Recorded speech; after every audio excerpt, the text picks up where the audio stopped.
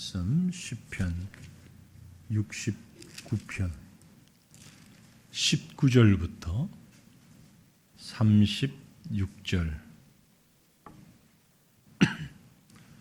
말씀을 한 절씩 저와 여러분이 나누어서 한 절씩 읽겠습니다. 제가 시편 69편 19절부터 제가 봅니다. 주께서 나의 비방과 수치와 능욕을 아시나이다. 나의 대적자들이 다 주님 앞에 있나이다. 비방이 나의 마음을 상하게 하여 근심이 충만하니 불쌍히 여길 자를 바라나 없고 긍휼히 여길 자를 바라나 찾지 못하였나이다. 그들이 쓸개를 나의 음식물로 주며 목마를 땐 초를 마시게 하였사오니 그들의 밥상이 올무가 되게 하시며 그들의 평안이 덫이 되게 하소서. 그들의 눈이 어두워 보지 못하게 하시며 그들의 허리가 항상 떨리게 하소서. 주의 분노를 그들의 위에 부으시며 주의 맹렬하신 노가 그들에게 미치게 하소서. 그들의 거처가 황폐하게 하시며 그들의 장막에 사는 자가 없게 하소서. 무릇 그들이 주께서 치신 자를 핍박하며 주께서 상하게 하신 자의 슬픔을 말할사오니 그들의 죄악에 죄악을 더하사 주의 공의에 들어오지 못하게 하소서. 그들의 생명책에서 지우사 위인들과 함께 기록되지 말게 하소서. 오직 나는 가난하고 슬프오니 하나님이여 주의 구원으로 나를 높이소서. 내가 노래로 하나님의 이름을 찬송하며 감사함으로 하나님을 위대하시다 하리니 이것이 소 곧 뿔과 굽이 있는 황소를 드림보다 여호와를 더욱 기쁘시게 함이 될 것이라.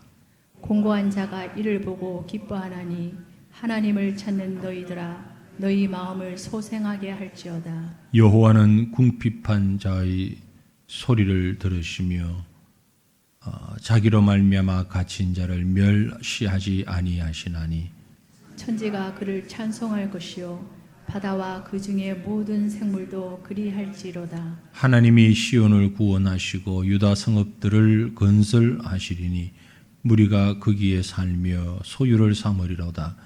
그의 종들의 후손이 또한 이를 상속하고 그의 이름을 사랑하는 자가 그 중에 살리로다. 아멘. 위에 중층에 불을 좀 켜시죠. 계속 꺼놓고 코로나가 한참 유행할 때에 예배를 줌으로 드릴 때가 있었잖아요. 줌으로 예배를 드리는데 꼭 카메라를 꺼놓는 분들이 계세요. 지금도 회의를 할 때 꼭 카메라를 꺼놓는 분들이 계세요. 소리만 듣고 카메라를 꺼놓는 분들이 계신데 중층에서 불을 끄고 계시면 그것과 비슷한 심리적 효과가 일어날 것 같아요. 본인 스스로 그러니까 불을 켜서서 함께하는 마음으로 해주시면 좋을 것 같고요. 찬양 앞에 여러분들이 또 젊은 분들이 함께 하시는 거 좋으시죠? 네. 좋으면 우리 박수 한번 쳐서 격려하십시다. 고생 많이 하시고 감사합니다. 예, 맞습니다. 한 3명은 더 써도 될 것 같아요. 제가 보니까 좁은 줄 알았는데 안 좁아. 자리가 한 3명은 더 써도 충분히 될 것 같은 생각이 들어요. 나중에는 이제 서고 싶어도 못 씁니다. 그러니까 기쁨으로 함께 해주시면 참 감사하겠고 힘있게 즐겁게 또 기쁨으로 찬양하니까 얼마나 좋은지 몰라요. 혹시 앞으로도 저는 그런 생각을 가졌습니다. 그래서 우리 성도님들도 그렇게 좀 해주시면 좋겠다 싶은데 어떤 일을 해야 하는데 그 일에 대한 생각이 다 다를 때에 생각이 다를 수 있잖아요. 그죠? 그럴 때는 최대한 제일 젊은 사람 얘기를 따라가자. 네. 그런 기준을 잡았어요. 뭔가를 해야 되는데 이거 어떻게 하는 게 어려울까? 그러면 이분은 이렇게 저분은 저렇게 얘기를 내면 제일 젊은 사람 얘기 따라가자. 그러니까 왜 제가 이 말씀 드리는 거 하니까 앞으로 제가 자꾸 뒤에서 이제 이렇게 좀 밀거든요. 젊은 분들이 하라고. 젊은 분들이 하게 되면 곡도 빨라질 수도 있고 잘 모르는 곡일 수도 있어요. 그러면 또 우리 할머니 할아버지들이 뒤에 앉아서 가지고 에이 좀 아는 거 하지 그 모르는 걸 그러지 마시고 배우시면 돼. 아는 걸 하라 그러지 말고 배우시고 가사를 잘 따라가기 숨이 가쁘면 마음으로 따라가면서 박수 치고 하면 돼요. 저도 못 따라할 게 많아요. 저라고 다 따라가는 것도 아닌데. 그래서 그래야 교회가 생동감이 있게 다음 세대로 이어질 수 있겠다. 그래서 우리 모든 부서도 마찬가지입니다. 꼭 그래 하라는 건 아니지만 꼭 그렇게 하시면 좋겠습니다. 유치부, 유초등부, 중고등부, 청년부 모든 부서도 누구 말을 제일 크게 듣자? 제일 젊은 사람 말을 크게 듣자. 그렇다고 유치부 애들 하는 대로 다 따라가면 그건 또 곤란한데 젊은 게 아니고 어린 게 되니까 아무튼 좀 더 밝고 힘이 있었으면 좋겠다는 중심을 받아주시면 좋겠습니다. 시편 69편을 두 번으로 나누어서 생각을 합니다. 지난 주일은 제가 말씀을 전가하지 못했고 그 앞주에 시편 69편 1절부터 우리가 18절까지의 말씀을 보았고요. 오늘 19절부터 마지막 절까지 말씀을 보는데 다윗의 시인 것이 표제에 나와 있습니다. 표제에 뭐라고 나와 있었죠? 다윗의 시 인도자를 따라 소산님에 맞춘 노래. 소산님이 뭐라고 그랬어요? 백합화. 소산님, 대산님, 무슨 님이 아니고 소산님까지가 백합화. 아름다운 하얀 꽃 백합화. 그 말은 잔치할 때 기쁨에 들떠서 아주 신나서 그럴 때에 부르는 노래다라는 걸 말씀을 드렸는데 중요한 건 시편 69편을 보면 그 내용상 소산님에 맞춘 백합화의 잔치에 맞춘 노래라고 하는데 내용은 매우 슬퍼요. 아주 슬프고 고통스럽고 힘든 내용이 많아요. 그 가운데서 기뻐하고 즐거워하고 잔치하는 마음으로 하나님을 찬양하자라는 얘기인 것입니다. 그래서 시편 69편은 겟셋마네 동산의 예수님과 골고다 언덕의 예수님, 십자가의 예수님을 잘 드러내고 있다.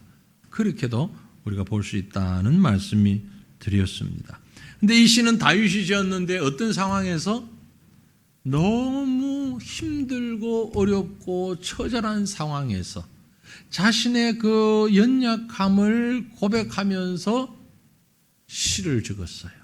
그 힘들고 어려운 시절을 그 마음을 고백하면서 이게 아들들이 반란을 일으켰을 때인지 신하들이 반란을 일으켰을 때인지 정확한 시기는 알 수가 없지만 압살롬이 반란했을 때 아도니아가 반란을 일으켰을 때 아마도 그 이상의 슬픔이 있을 때 이 시를 짓지 않았을까 그런 생각을 하게 하는 것입니다. 여러분 살다 보면 힘들고 어려울 때 많이 있는데 육체적인 힘듦도 있지만 정신적으로 어렵고 힘들 때가 있는데 가장 힘든 건 사랑하는 사람, 가까운 사람 그 사람으로부터 아픔을 받았을 때 길 가는 사람이 아픔을 받았을 때 예를 들어 아무 상관없는 길 가는 사람이 욕을 하면 에이 그러고 말아버려. 그러죠? 금방 끝나버립니다. 그러나 아주 가까운 사람으로부터 아픔을 당하면 그게 더 큰 고통으로 남는 거죠. 다윗은 지금 그런 상황에서 이 시편 69편을 쓰고 있다라는 것을 이미 2주 전에 말씀을 드렸습니다. 그리고 시편 69편을 이제 구조적으로 보면 5개 시니까 5개 연으로 구분이 된다. 그러니까 오늘은 이렇게 표를 조금 만들어 봤어요. 물론 2주 전에도 말씀을 드렸지만 다시 이제 표를 정리를 해봤는데 1절에서 4절까지 1연입니다. 고통 가운데서 절규하면서 주님께 아뢰는 다윗의 모습, 또 우리 성도의 모습. 그리고 두 번째 연이 5절에서 12절. 그 고통을 돌아보며 하나님을 향해서 부르짖고 토해내듯이 토로하는 그런 모습. 3년이 13절로 18절인데 고난의 깊은 수렁에서 오직 주님께 호소하는 믿음의 그 저력, 믿음의 저력, 믿음 있는 사람의 모습. 그 다음에 오늘 우리가 보려고 하는 것이 이제 사연과 오연입니다. 사연이 19절부터 29절이고 그 다음 마지막 년이 30절부터 36절입니다. 이 내용들을 이제 우리가 조금 더 살펴보며 나아가기를 원합니다. 다윗이 하나님께 고통을 호소하며 자신의 억울함을 해결해 달라고 간구하는 그런 기도를 계속하는. 왜 이렇게 고통스러울까? 다 할 수 없어요. 그러나 앞에서 우리가 본 대로 8절에 기억하십니까? 네, 8절 보시면 뭐라고 했죠? 성경 보시면 내가 나의 형제에게 객이 되고 형제에게 객이 되었다. 형제에게 나그네가 되었다. 가족들에게 왕따를 당했다. 그 말. 나의 어머니의 자녀에게는 어머니의 자녀가 내 형제 자매잖아요. 형제의 자녀 자매들에게 낯선 사람이 되었다. 가족들로부터 아주 나그네 취급을 당하는 길 가는 사람 취급을 당하는 그 얼마나 큰 고통입니까? 여러분 그런 고통 안 당하셨겠지만 당하지도 않으실 테고 요즘은 또 핵가족이라 또 그럴 텐데 가장 가까운 사람들로부터 외면당하면서 그 고통은 육체적 고통을 넘어서 정신적 고통으로 너무너무 큰 고통이죠. 혹시 그럴 때 있었습니까, 여러분? 세상에 아무도 없고 나 혼자 있다고 생각되는데 분명히 옆에 사람들 많이 있는데 이런저런 사람들이 많이 있고 가족도 다 있는데 세상에 아무도 없고 나 혼자 있다고 느껴질 때 혹 억울한 누명을 썼다거나 이유 없이 억울하게 비방을 당한다거나 왜 이래? 왜 이러지? 정말 엄청난 수치를 당한다거나 엄청난 수치를 당한다거나 그럴 때 누구도 내 편이 되어주지 않을 때 누가 그러더라고요.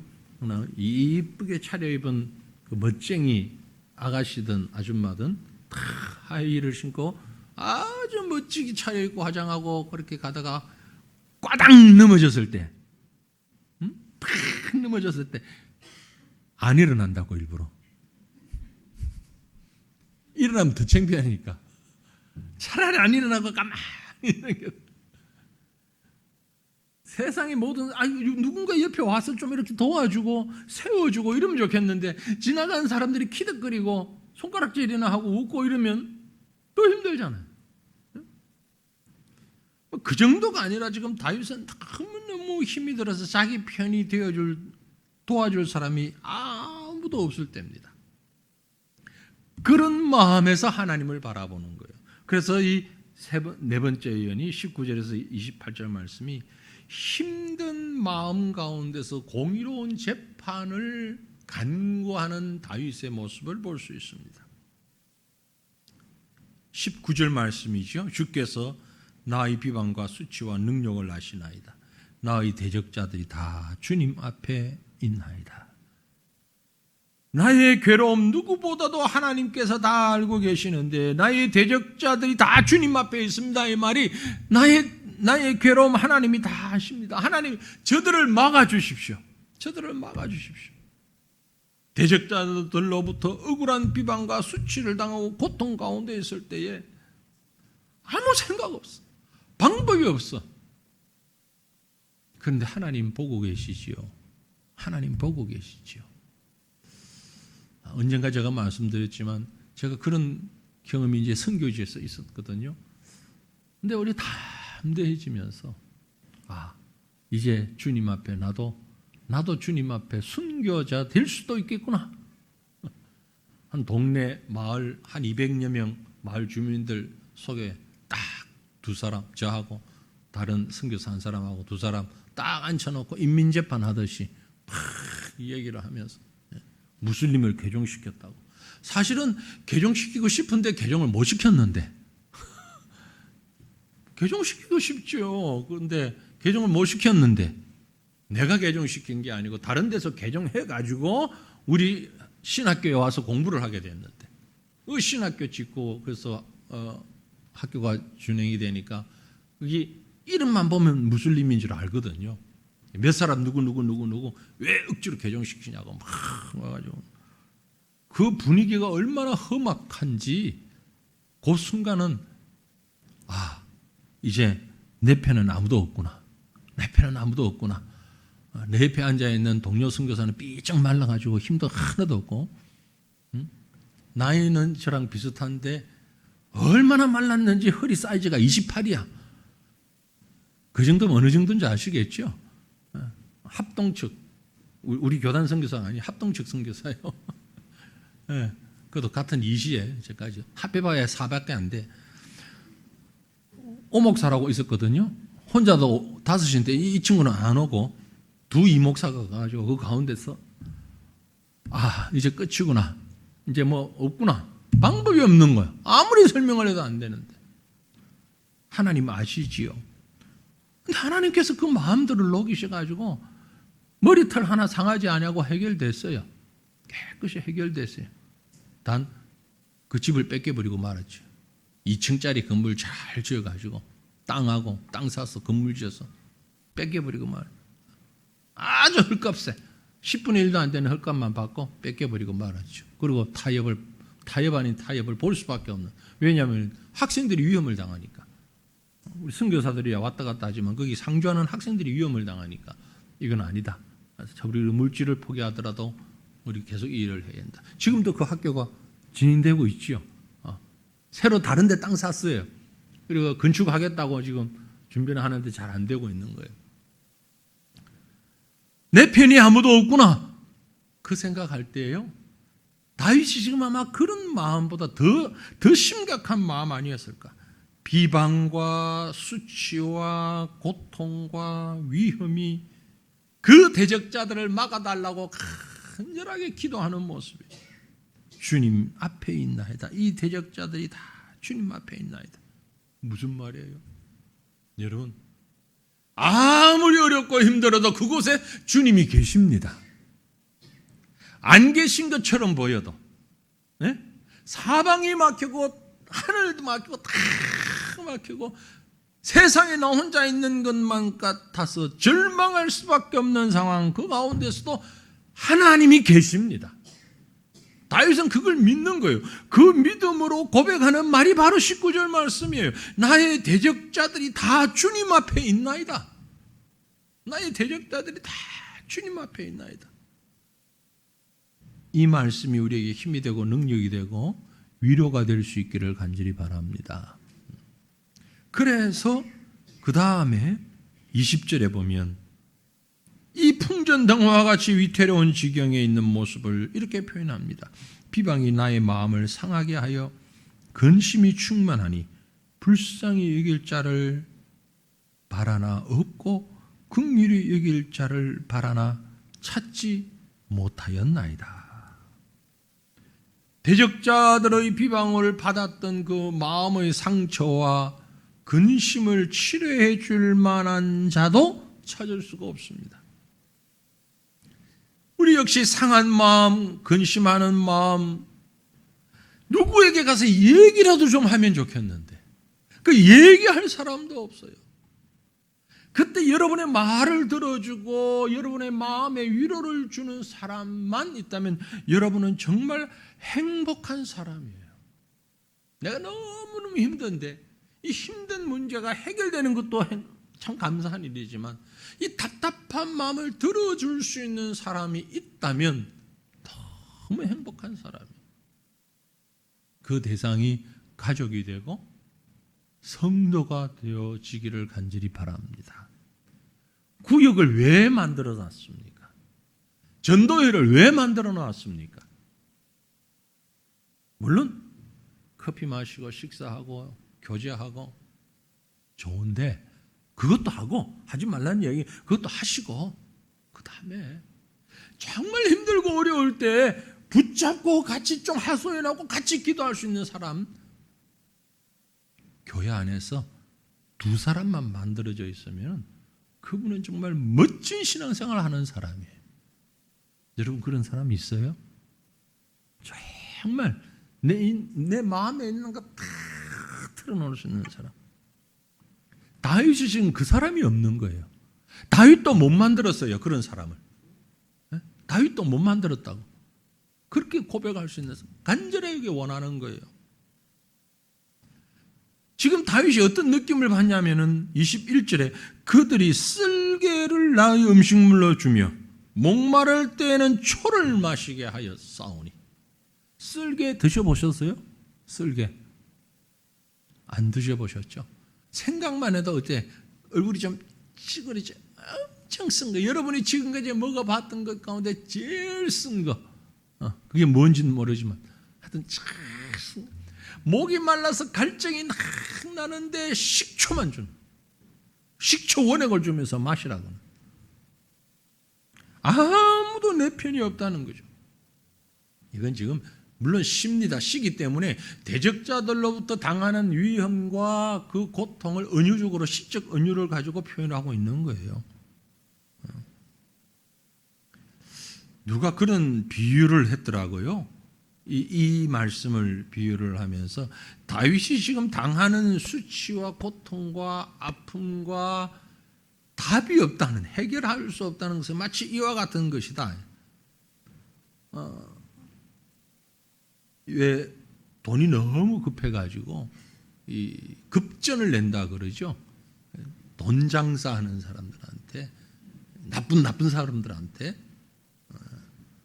100만 원을 빌렸는데 100만 원 빌렸는데 일주일 지나니까 이자를 200만 원 내래. 그래서 원금까지 합해서 300만 원이라. 말도 안 되잖아요. 그죠? 그런 일은 안 당해보셨잖아요. 그 일을 당했으면 여기 앉아 계실 분 별로 안 계시지만 100만 원 빌렸는데 일주일 지나고 나니까 이자가 200만 원이야. 300만 원 달래. 그래서 막 어떻게 해가지고 290만 원을 만들어서 갚았어. 나머지 10만 원 남았어. 근데 이것 가지고 얼마나 사람을 괴롭혔는지 내일이면은 100만 원이 된대, 이게. 오늘 지나면 내일 100만 원 갚아야 되는데 말이 안 되잖아요, 지금. 그죠? 그 정도 괴로움을 당하고 있는 거예요, 지금. 아주 그 숫자적으로 잘 표현을 그렇게 해놨더라고요. 이건 무슨 뜻이냐면요, 바로 예수님의 모습을 얘기하는 거예요. 예수님의 모습을. 금방 보았던 우리 21절 말씀에 그들이 뭘 준다고요?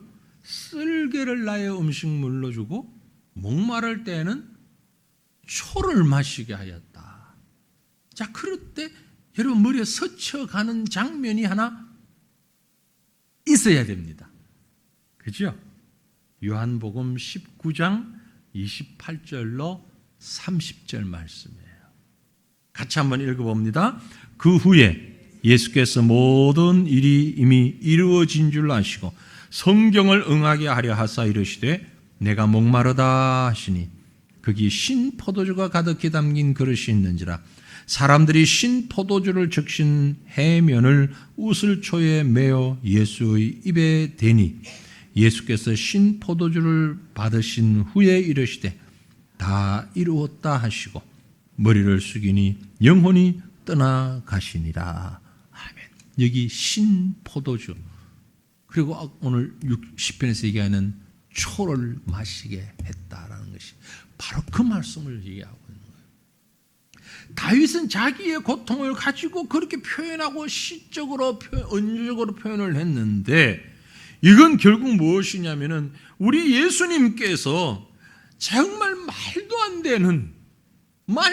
되는 이유로 인하여서, 제가 좀 전에 예를 들었죠. 100만 원 빌렸는데 290만 원 갖고 나니까 나머지 10만 원이 또 100만 원 되게 된다. 정말 말도 안 되는 이런 상황이 바로 우리 예수님의 상황이잖아요. 예수님 무슨 죄가 있어요? 아무 죄 없는 분이.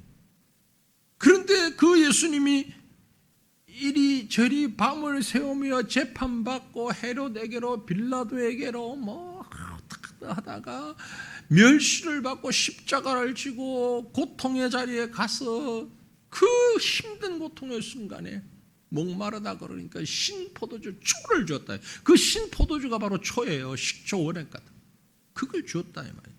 이 말씀을 이루려 하심이라. 바로 시편 69편의 말씀이 겟세마네 동산에서 이루어지고 있는 거예요. 한 사람 인간으로서의 다윗은 그를 비방하고 괴롭혔던 악한 원수들에 대하여서 하나님 보고 계시죠. 이 수치스러움과 이 모욕됨을 어떻게 하겠습니까? 탄식하며 기도하고 있지만 우리 예수님은 똑같은 유사한 그 상황을 가지고 다 이루었다라고 말씀하신 거예요. 주님 안에서 다 이루어질 수 있는 거예요. 여러분, 힘들고 고통스럽고 어려울 때에 외치세요. 울부짖으세요. 누구에게?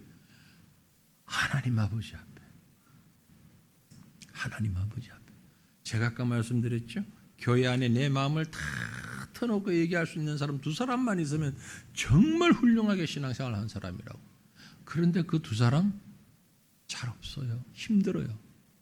어려워요. 정말 어려워요. 아니, 한 사람도 만들기가 쉽지 않아요. 정말 어려워요. 그럼 어떡하란 말입니까? 하나님 앞에 나와서 기도하라. 하나님 앞에 간청하라니. 사람은요, 그가 누구이든 간에 사람에게 말을 하면 결국 부작용도 있기 마련이에요. 그렇죠? 내가 말을 내뱉은 그 상대가 인격이 완전하지 못하거나 혹은 어쩔 수 없는 환경에 서거나 혹은 실수를 했거나 어떤 말을 할 수도 있어요. 그래서 나만의 비밀이 새어나갈 수도 있어요. 전혀 그렇지 않은 사람이라 할지라도 내 자신이 그 사람 앞에서 내가 괜히 그 말을 했다. 내가 괜히 그 사람한테 털어놓았구나 라는 자책감 때문에 또 힘들어질 수도 있어요. 그러나 주님 앞에 털어놓게 되면 아무 부작용이 없어요. 아무 문제가 생기지 않아요. 우리 예수님 앞에 나와서 예수님 앞에서 주님 앞에 간청할 수 있기를 바랍니다.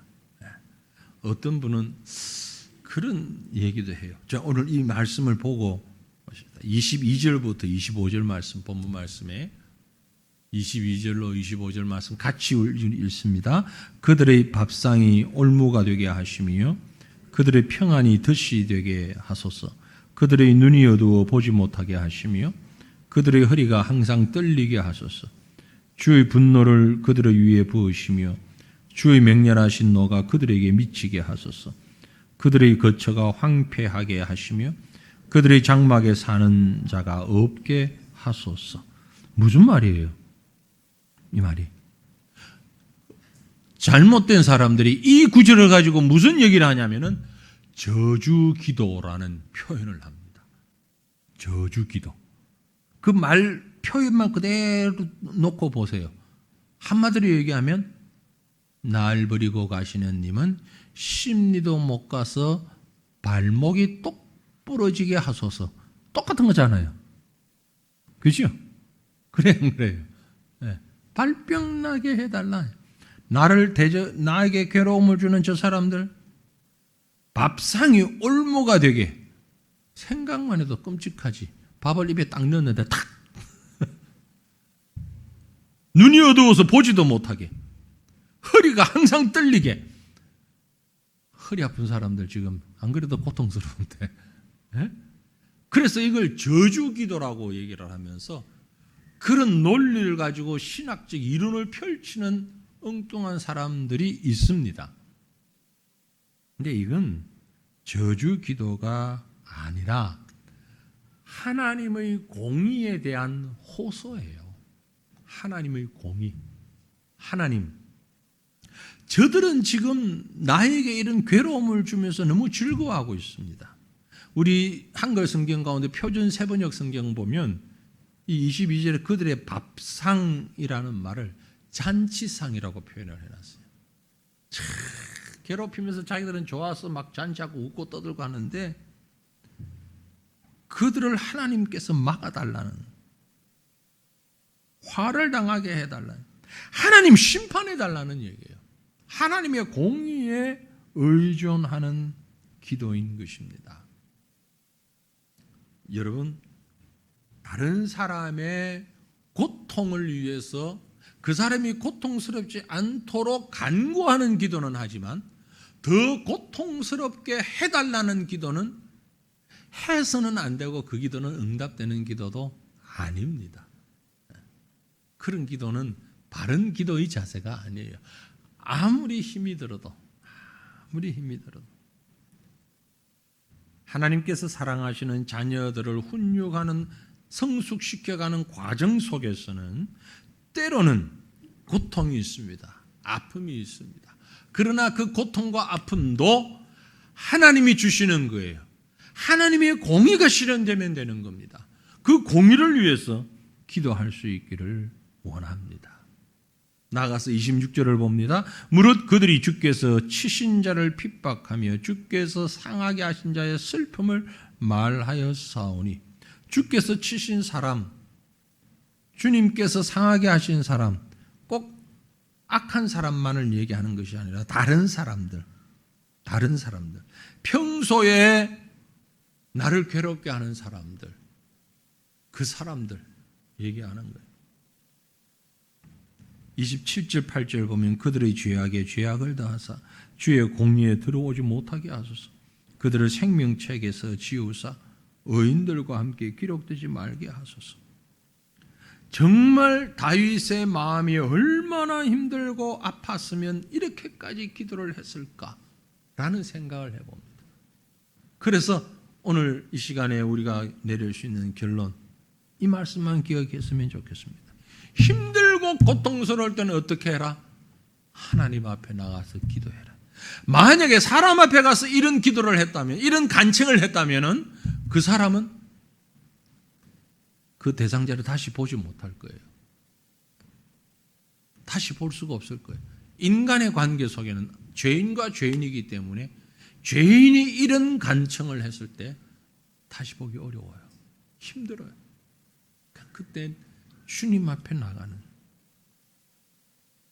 정말 고통스러울 때 하나님의 공의에 간구하는 기대는, 우리가 살다 보면 정말 이렇게 억울한 일을 당할 때가 있습니다.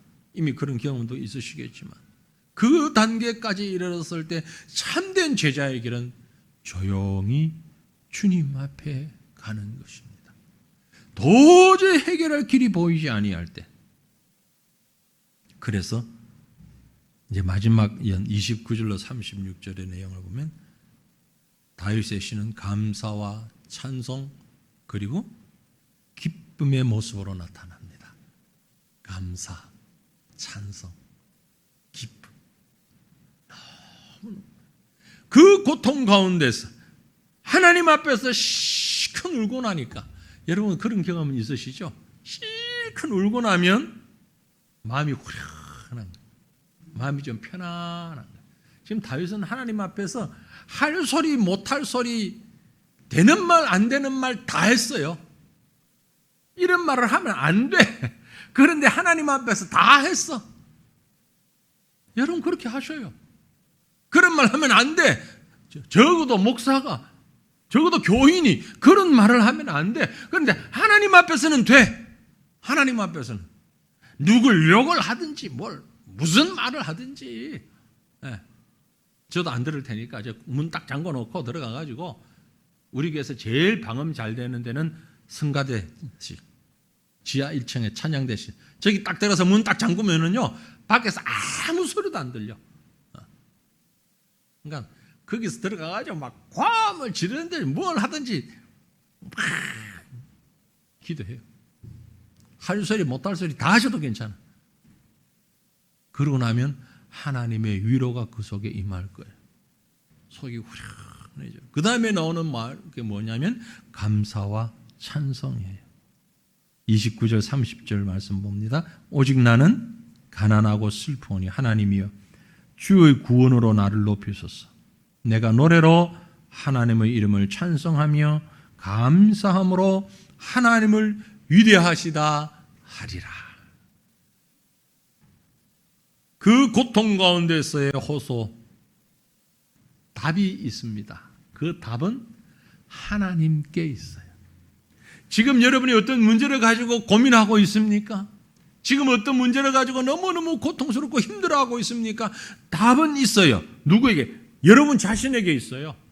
다른 사람에게 답이 있지 않습니다. 어떻게 답이 있습니까? 하나님 앞에 가서 다 털어놓은, 하나님 앞에 울부짖고 나면 하나님이 답을 우리 속에 주십니다. 그 답을 받았을 때, 그 은혜를 받았을 때, 이것이 진짜 참된 은혜예요. 참된 감사며 감격인 것입니다. 그리고 그 감격을 가지고 기쁨으로 하나님을 찬양합니다. 어느 정도로? 31절, 32절 우리 같이 읽어볼까요? 이것이 소, 곧 뿔과 굽이 있는 황소를 드림보다 여호와를 더욱 기쁘시게 함이 될 것이라. 권고한 자가 이를 보고 기뻐하리니 하나님을 찾는 너희들아 너희 마음을 소생하게 할지어다.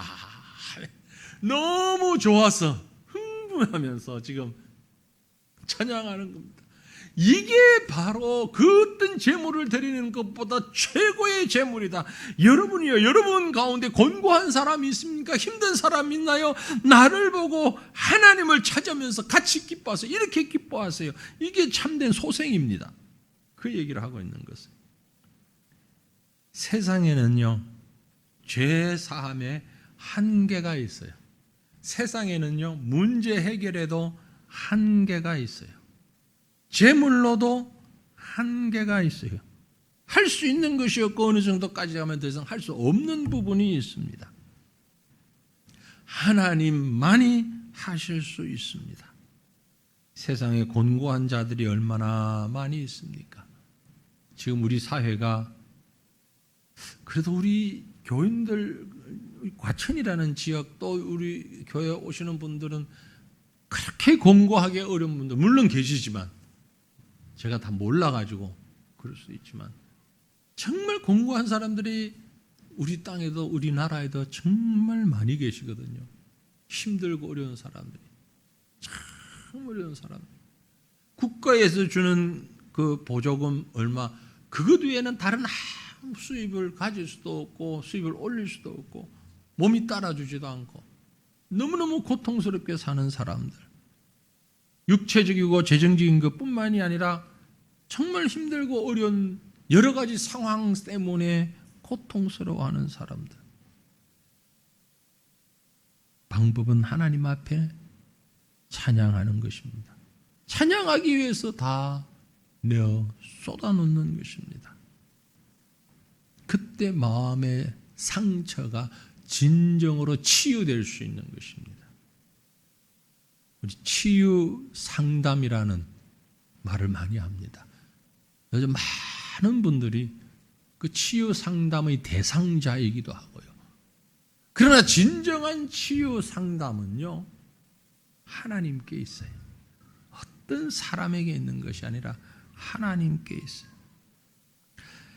33절, 34절 말씀 볼까요? 여호와는 궁핍한 자의 소리를 들으시며 자기로 말미암아 갇힌 자를 멸시하지 아니하시나니 천지가 그를 찬송할 것이요 바다와 그 중의 모든 생물도 그리할지로다. 가난한 자, 궁핍한 자, 마음이 연약한 자, 고통 가운데 있는 자, 주님 앞에 나아갈 때, 주님을 찬양할 때 주님이 그를 멸시치 아니하고 주님이 그를 위로해 주신다라는 말씀입니다. 그러므로 마지막 절 우리 함께 봅니다. 35절 36절 같이 봅니다.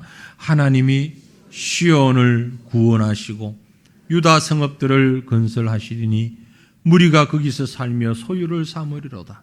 그의 종들의 후손이 또한 이를 상속하고 그의 이름을 사랑하는 자가 그 중에 살리로다. 아멘.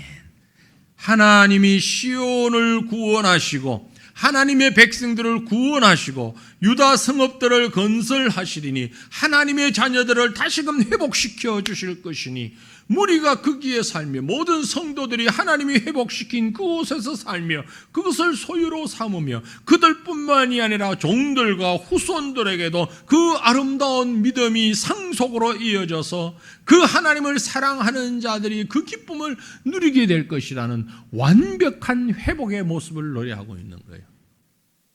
세상에 나 혼자밖에 없다, 부모도 없다, 형제도 없다고 외톨이 되었던 다윗이 하나님 앞에 쏟아놓고 나니까 모든 것이 하나님이 다 해결하시고 나니까 가장 많이 가진 자, 가장 기쁨이 충만한 자, 모든 것을 다 사랑하는 자, 그 사랑 안에 거하게 되는 것입니다. 이것이 진정한 기쁨입니다. 우리 성도들에게 이 기쁨이 가득하기를 간절히 소망합니다. 세상이 주는 기쁨은 잠깐의 기쁨이에요. 그렇죠? 세상이 주는 기쁨은 일시적인 거예요. 아주 찰나적인 것이에요. 그리고 사람들로부터, 세상 사람들로부터 받을 수 있는 위로는 큰 위로도 되지만 또 다른 면에서는 아픔도 될 수도 있는 것이에요. 그러므로 시편 69편의 마지막 결론은 우리의 시선을 하나님께로 향하자. 제가 시편 69편을 보면서 내리는 결론은 우리의 시선을 하나님께로 향하자. 하나님을 바라보자. 하나님 바라보지 않으면 사방이 위험하고 두렵고 떨리고 감당할 수가 없는 요소가 되는 거예요. 풍랑 속에서 예수님을 바라보면서 주님이시거든 나를 바다 무리를 걸어서 오라게 하소서. 베드로가 그 무리를 걸어가다가 출렁이는 물결을 바라보는 순간 그 발이 빠졌던 것처럼 여러분, 세상 보면 세상 가운데서는 참된 구원은 없습니다. 하나님만 바라보자. 가장 극심한 고통의 자리, 더 이상 내려갈 수 없는 정말 힘든 자리에 내려갔던 다윗의 결론입니다. 시편 69편의 내용이 하나님만 바라보자. 하나님께서 자기 백성을 구원하시고 하나님을 바라보는 자를 회복시키시고 치유하시고 하나님만을 바라보는 자에게 가장 큰 은혜를 베풀어 주신다는 사실을 말씀을 통해서 믿고 따라가며 오직 하나님만 바라보고 나아가는 저와 여러분이 우리 온 성도들이 되시기를 주님의 이름으로 축원합니다.